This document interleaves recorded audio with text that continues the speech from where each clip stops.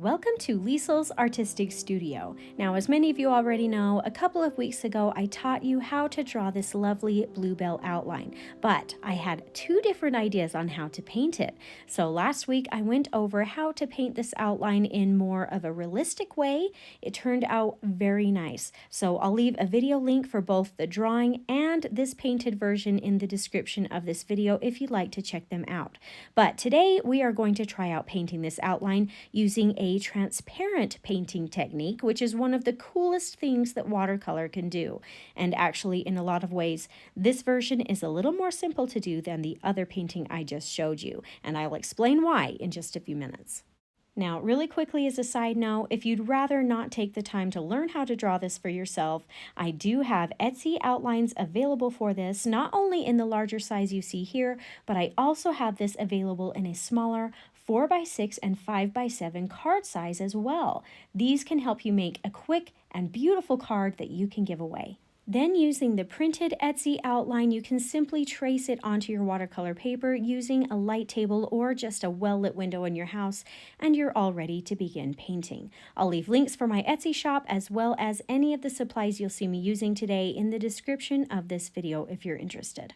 Now, besides my watercolor paper with the lightly penciled outline on it, I also have water, a paper towel, watercolor paints, and then just one single brush. And I'm actually very excited to use this brush today. This is one of my own personally designed Craftimo brushes that I will be launching very soon. I'm just going to be testing and trying this out today. This is a number 6 round with a very nice pointy tip. You'll just have to find a brush that is similar to it that you can use until I get these out for purchase. I'll quickly go ahead and tape my paper down with some artist tape, and then we'll be ready to get started.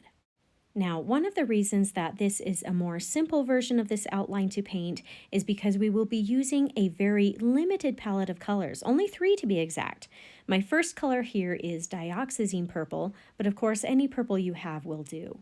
Then I'll be using sap green with just a touch of dioxazine purple mixed into it to dull it down and really make it cohesive with this purple. Then we can just get to painting this right now, because something else that makes this painting a little more simple and quicker is that we are not painting in any background color. So in turn, we don't need to use any masking fluid and wait for it to dry like we did in the other piece.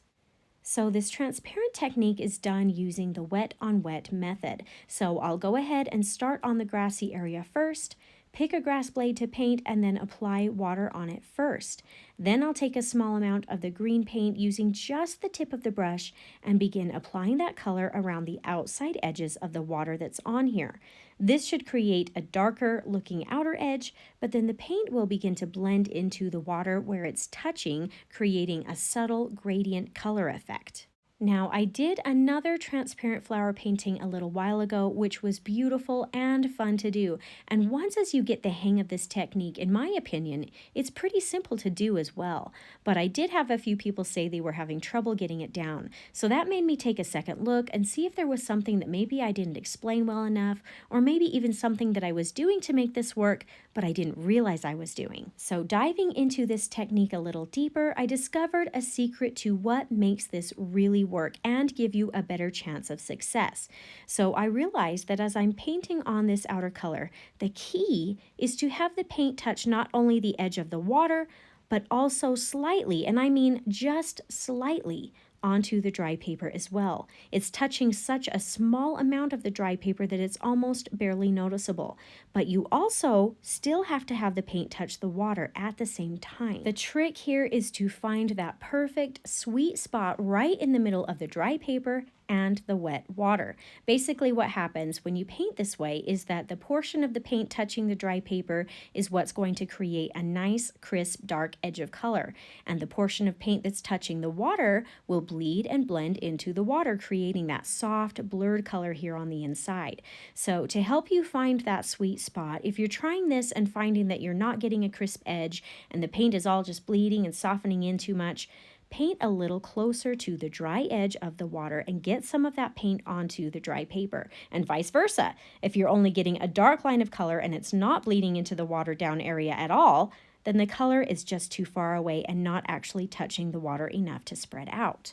Something else to keep in mind is to work quickly enough so that the layer of water that you put down first doesn't actually start to dry before you get the paint on here.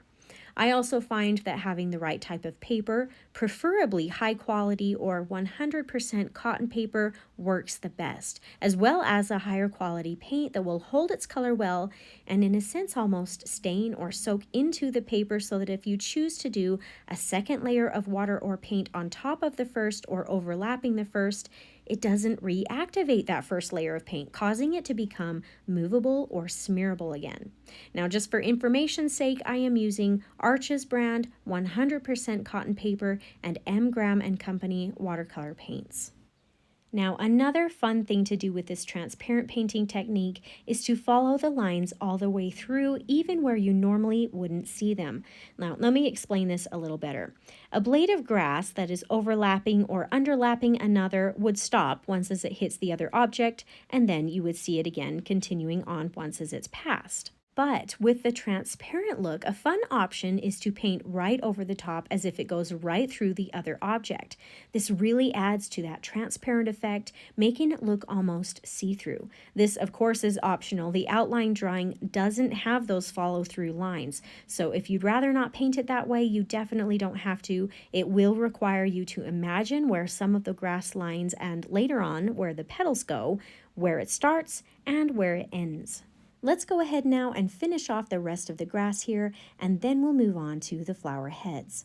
If you're enjoying my painting and teaching style, I hope you'll consider subscribing if you haven't already, so you don't miss out on any of my new and upcoming weekly tutorials.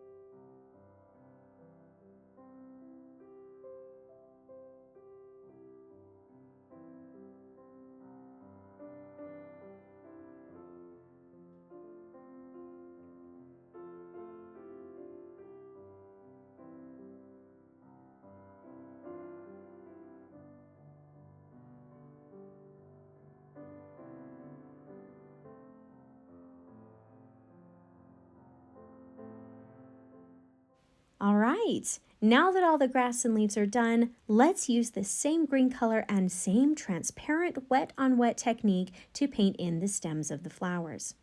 I'm finding the quality of this brush to be excellent. It's turning out perfect for this painting too. It's just the right size to paint in thicker areas like the water on the grass, but it also has such a nice point on the tip of the bristles. I'm also able to paint these tiny edge spaces on the leaves and even the thin stems without actually needing to switch over to a smaller sized brush.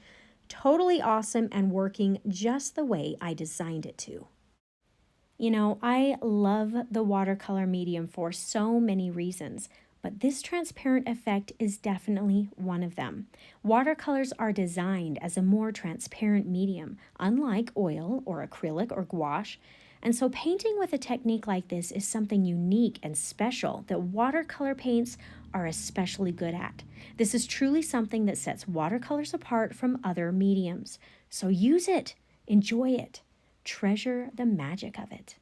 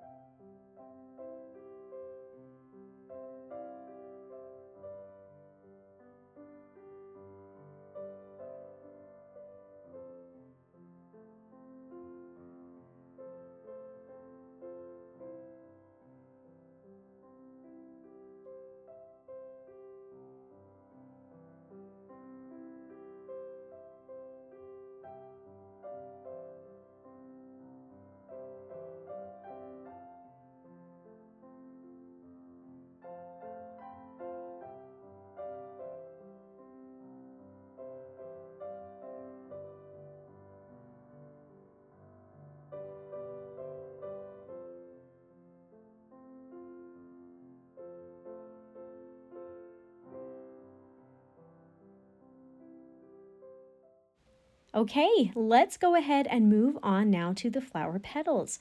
The great thing about this transparent technique is that once as you got the hang of it, this entire painting is done exactly the same way, just with different colors. So we'll go ahead and paint the center petal with water first, and then apply the purple color around the outside edge, just like we've been doing. However, you do have a choice to make. You can paint this following the pencil lines just as it is, and that is totally fine. But if you'd like to take this to the next level and step it up just a little bit, you can paint outside of just the lines you see and paint each petal in its full form, like you see me doing here. In other words, paint the entire petal, even the areas or parts of the petal you can't see. This is just going to require that you use your imagination a bit and follow the lines all the way through. The fun thing about painting it this way is that just like with the grass, it adds to this transparent effect by making the flower head appear like it's see-through. This extra step really starts to look neat when we begin layering and overlapping petal on petal. Just make sure that when you do begin layering the petals, that the previous paint you are overlapping is completely dry before you add the second or overlapping layer, or they will start blending together and you'll lose those nice crisp lines.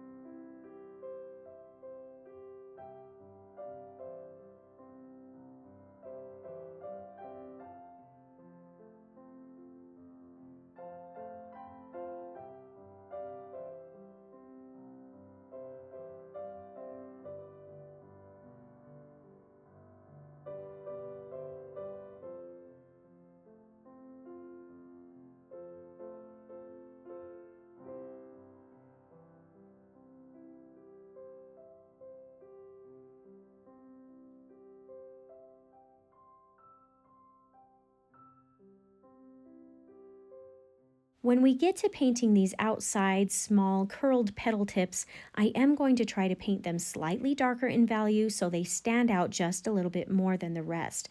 That way we can get a little bit of dimension here amongst all the transparency.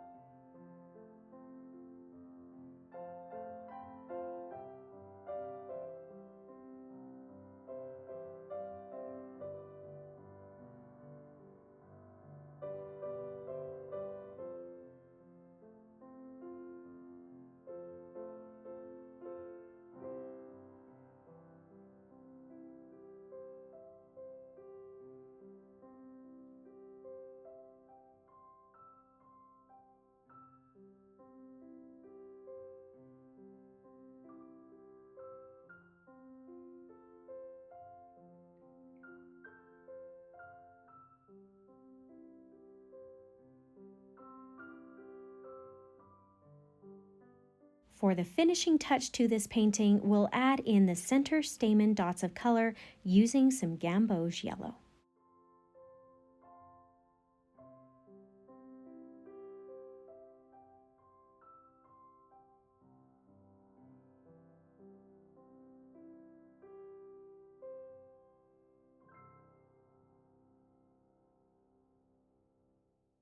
And that's it for this beautiful and unique transparent bluebell flower painting. If you enjoyed this tutorial, please consider subscribing to my channel so I can continue to help you discover your artistic side.